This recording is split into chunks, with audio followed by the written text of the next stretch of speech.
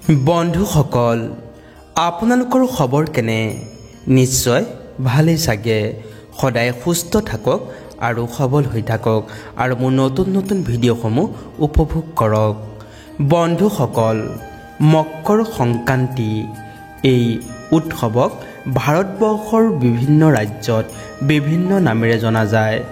মহাৰাষ্ট্ৰত মকৰ সংক্ৰান্ত, অসমত মাঘ বিহু, অন্য ৰাজ্যসমূহত উত্তৰায়ণ, মাঘী আৰু বাংলাদেশত পৌষ সংক্ৰান্তি বোলা হয়।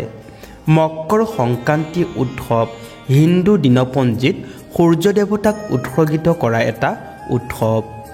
অসমীয়া মাঘ মাহ আৰু ইংৰাজী জানুৱাৰী মাহত প্ৰতি বছৰে যেতিয়া সূৰ্য মকৰ ৰাশিত সোমায় তেতিয়া ইয়াক পালন কৰা হয়। এই দিনটিত সূৰ্য মকৰ ৰাশিত অন্তৰ্ভুক্ত হয় আৰু শীতৰ ছুটি দিনবোৰৰ পৰা দীঘলীয়া দিনবিলাকৰ আৰম্ভ হয়। ভাৰতবৰ্ষৰ পুৰণি উৎসৱবোৰৰ ভিতৰত মকৰ সংক্ৰান্তিও মাত্ৰ কেইটামান উৎসৱৰ ভিতৰত পৰে, যিটো সৌৰ চক্ৰ অনুসাৰে পালন কৰা হয়। অন্য প্ৰায়বিলাক উৎসৱ চন্দ্ৰ চক্ৰ অনুসাৰেহে পালন কৰা হয়। মকৰ সংক্ৰান্তি সাধাৰণতে প্ৰতি বছৰে জানুৱাৰী 14 বা 15 তাৰিখত পৰে। মকৰ সংক্ৰান্তি সামাজিকভাৱে একেলগে মিলি উদযাপন কৰা এটি উৎসৱ। বিভিন্ন ঠাইত বিভিন্ন ধৰণেৰে মকৰ সংক্ৰান্তি পালন কৰে। কোনোৱে ঘৰবিলাক সজায়, কোনোৱে জুই ধৰি নৃত্য গীত কৰি একেলগে ভোজ ভাত খায় বা কণ কণ ল'ৰা ছোৱালীয়ে মানুহৰ ঘৰলৈ গৈ উপহাৰ লয় বা ৰং বিৰঙৰ চিলা উৰুৱায়। বন্ধুসকল, এই মাঘৰ বিহুৰ দিনটিত অৰ্থাৎ মকৰ সংক্ৰান্তিৰ দিনটিতে মহাভাৰতৰ পিতামহ ভীষ্ম শৰশয্যাত ইচ্ছামৃত্যুৰ গ্ৰহণ কৰিছিল। পুৰাণৰ মতে এই দিনটিতে দেৱতাসকলৰ লগত অসুৰৰ যুদ্ধ শেষ হৈছিল। ভগৱান বিষ্ণুৱে অসুৰক বধ কৰি অসুৰৰ মুণ্ড কাটি মদিৰা পৰ্বতত পুতি থৈছিল বুলি কোৱা হৈছে। সেয়েহে মকৰ সংক্ৰান্তিৰ দিনটিত সমস্ত অশুভ শক্তি বিনাশ হৈ শুভ শক্তি প্ৰতিষ্ঠা হৈছিল বুলি কোৱা হয়। সেয়েহে এই দিনটিৰ বিশেষ মহত্ব আছে। এই পবিত্ৰ দিনটিত যদি কিছুমান উপায় কৰিব পাৰে তেন্তে আপোনালোকৰ ঘৰত সুখ শান্তি ও সমৃদ্ধি বৃদ্ধি হোৱাৰ লগতে ধন টকা পইচা সেইখন ঘৰত কোনোদিন অভাৱ অনাটনে দেখা নিদিয়ে। সেয়েহে বন্ধুসকল, এই উপায়কেইটাৰ ভিতৰতে প্ৰথম উপায়টো হৈছে তিলৰ উপায়। তিলেৰে এই উপায়টি কৰিব পাৰিলে গোটেই বছৰটি আপুনি সুকলমে পাৰ কৰিব।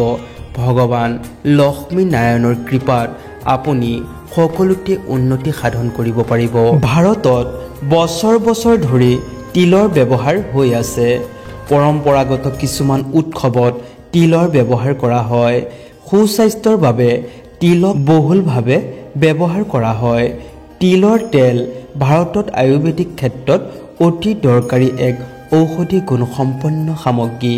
সেয়েহে এই তিলৰ বিশেষ মহত্ব আছে। ভগৱান বিষ্ণুক সন্তুষ্ট কৰিবলৈ তিল দি কৰক এই সহজ সৰল উপায়টি। ইয়াৰ দ্বাৰা ভগৱান বিষ্ণু অত্যন্ত সন্তুষ্ট হয়।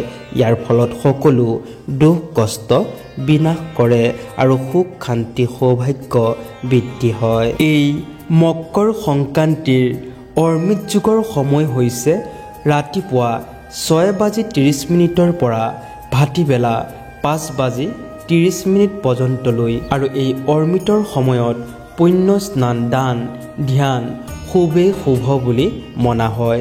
কোনো নদীত যদি তিল নিবেদন কৰিব পৰা যায় তেন্তে পিতৃ পূৰ্বপুৰুষৰ আত্মাই শান্তি লাভ কৰে বুলি বিশ্বাস আছে আৰু আশীৰ্বাদ পোৱা যায়। কোনো ব্যক্তিক এই পবিত্ৰ দিনটিত তিল দান কৰিলে অশুভ শক্তিৰ বিনাশ ঘটে বুলি কোৱা হয় আৰু ভগৱান বিষ্ণুৰ কৃপাত সকলো মনোকামনা পূৰ্ণ হয়। মকৰ সংক্ৰান্তিৰ দিনা ৰাতিপুৱা স্নান কৰি শুদ্ধ বস্ত্ৰ পৰিধান কৰি ভগৱান বিষ্ণুৰ মূৰ্তি বা ফটোৰ ওচৰত আসন পাতি বহি সেই ঠাইখিনিত অলপ জল ছটিয়াই দিব। ইয়াৰ পাছত ভগৱান বিষ্ণুৰ চৰণত এটি শুদ্ধ ঘিউ প্ৰদীপ প্ৰজ্বলিত কৰিব। ইয়াৰ পাছতেই এটি পাত্ৰত অলপ গংগা জল, অলপ গাখীৰ আৰু কেইটামান কলা তিল মিলাই দিব। লগতে দুটি তুলসী পাতো দিব। সেই গোটেইকেইটা বস্তু মিলাই ভগৱান বিষ্ণুৰ চৰণত অৰ্পণ কৰিব আৰু এই মন্ত্ৰটি 3 বাৰ জপ কৰিব।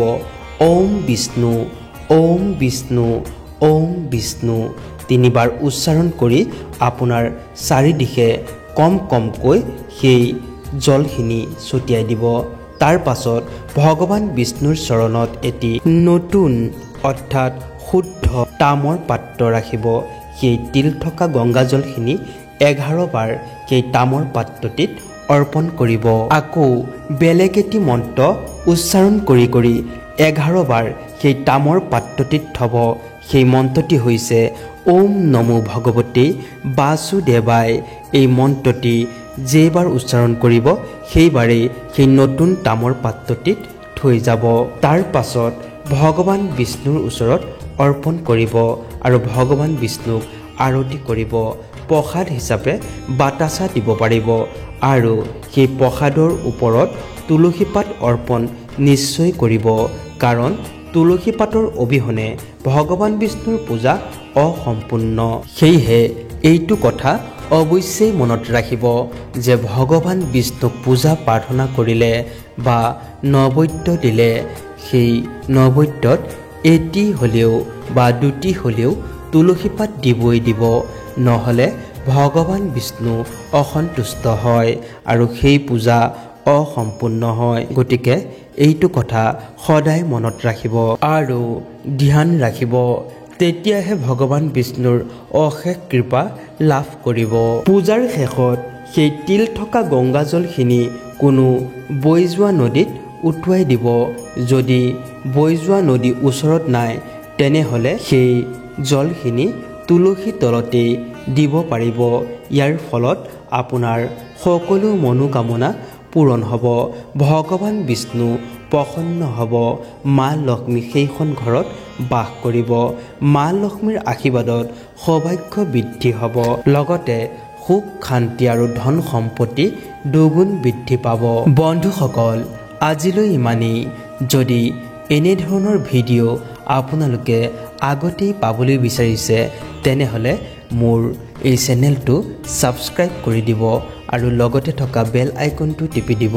তেতিয়া সোনকালেই এই মোৰ নতুন নতুন ভিডিঅ'সমূহৰ ন'টিফিকেশ্যন আপোনাৰ মোবাইলত দেখা পাব। বন্ধুসকল, যদি এই ভিডিঅ'টো ভাল লাগিছে তেনেহ'লে এটা লাইক কৰি দিব আৰু কমেণ্টত লিখিবলৈ নাপাহৰিব। জয় লক্ষ্মী নাৰায়ণী নমঃ।